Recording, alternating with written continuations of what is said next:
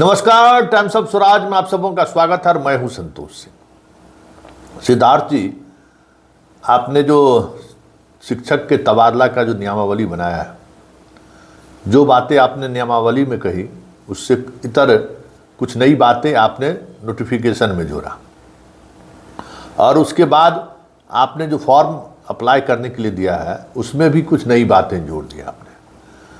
मतलब जो मूल आधार सक्षमता पास से विशिष्ट शिक्षक बनने को लेकर जो एक नियमावली बनी थी, उस नियमावली के विपरीत आपने संकल्प बनाया। उस संकल्प में कई नई तरीके की चीज़ें आपने नोटिफिकेशन में जोड़ा, और उससे भी कुछ नई बातें आपने फॉर्म में जोड़ दिया। फिर भी बहुत सारी ऐसी समस्याएं हैं। मतलब आपके हर काम के बाद लोगों के अंदर में जो जिज्ञासा रहा कि इसका क्या मतलब है। जैसे अनुमंडल में बात आई, नोटिफिकेशन में 10 अनुमंडल जुड़ गया, और अब आपका जो फॉर्म अप्लाई करने का है उसमें अब ससुराल वाला भी अनुमंडल जुड़ गया। कई तरह की चीज़ें सामने आई हैं। इसके बावजूद भी अभी भी बहुत कुछ क्लियर नहीं है। बहुत सारे टीचर जो आपके इस तबादला नीति का लाभ लेना चाहते हैं, वो आपके इस फॉर्म के आने के बाद वो समझ नहीं पा रहे हैं कि उसके करना क्या है।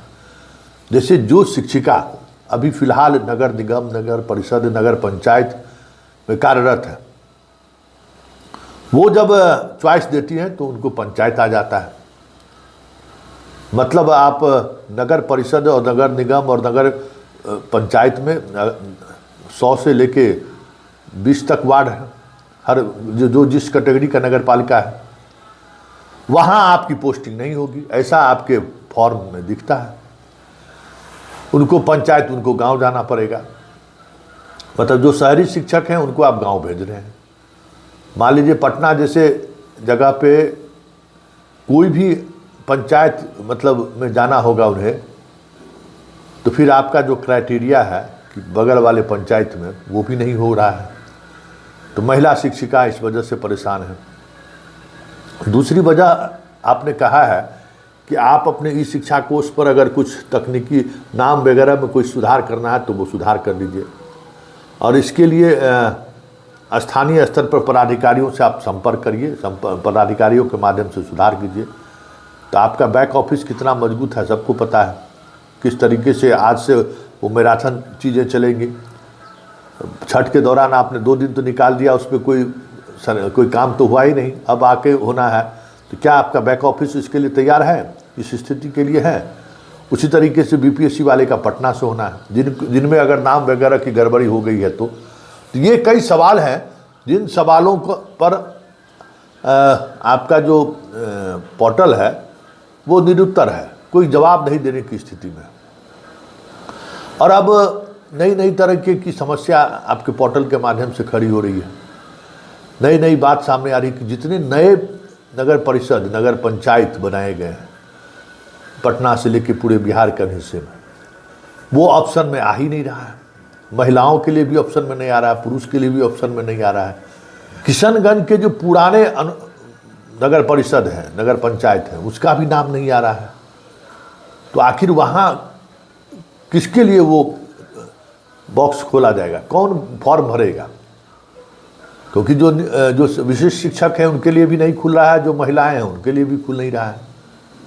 तो ये परेशानी सभी जगह पे आ रही है कि जो पंचायत, नगर पंचायत में, नगर परिषद में शामिल हुआ है, उसको लेकर कोई ऑप्शन नहीं आ रहा है। तीसरी समस्या ये है, और वो ऑप्शन खुल नहीं रहा है। चौथी बात यह है कि अधिकांश शिक्षकों का कहना है कि अप्लाई करने का तिथि जो आपने निर्धारित किया है, इस दौरान कई तरह की ऐसी चीज़ें हैं जिनके सुधार के लिए ये अपर्याप्त वक्त है। उनको वक्त दिया जाए। मतलब फॉर्म भरने का तारीख जो है पूरे नवंबर महीने रहने दिया जाए। खास करके जो आपके डिपार्टमेंट से जुड़ी हुई सूचनाएं हैं, जिसको ई शिक्षा कोष पर ठीक करना है, उसमें शिक्षकों का जो मानना है वो सही मानना है कि वहाँ संभव ही नहीं है। वो होता हुआ दिख ही नहीं रहा है कि इतनी जल्दी आपके डिपार्टमेंट्स की तरफ से उनको एनओसी मिल जाए, या एनओसी कहते हैं उनको शुद्धि पत्र मिल जाए, ये संभव होता दिख नहीं रहा है।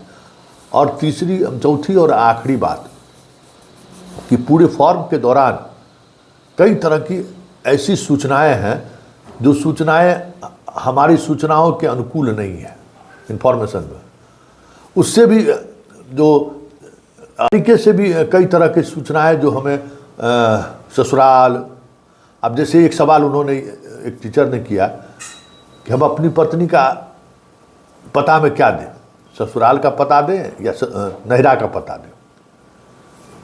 भाई क्योंकि उसके सारे डॉक्यूमेंट्स में तो सारी जानकारी नहिरा का है, और हम अब शादी होके आई है हमारे पास, तब हम उसका अस्थाई पता कौन सा दें?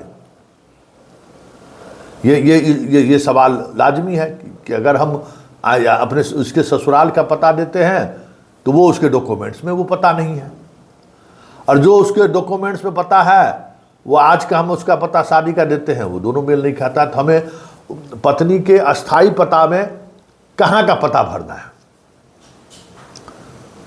तो न अस्थाई है न वर्तमान है, इस कारण से भी परेशानी हो रही है। तो ये बहुत सारी चीज़ें ऐसी हैं, बहुत सारे सवाल ऐसे हैं जिन सवालों को लेकर आपका फॉर्म फिलअप करने के लिए जो आईडी आपने जनरेट किया है वो भी अधूरा जानकारी, अधूरी जानकारी पर आधारित है। जैसे आपका नियमावली का संकल्प नोटिफिकेशन, ठीक उसी तरीके से आपका पोर्टल भी पूरी तौर पर जानकारी नहीं दे पा रही है या संतुष्ट नहीं कर पा रही है।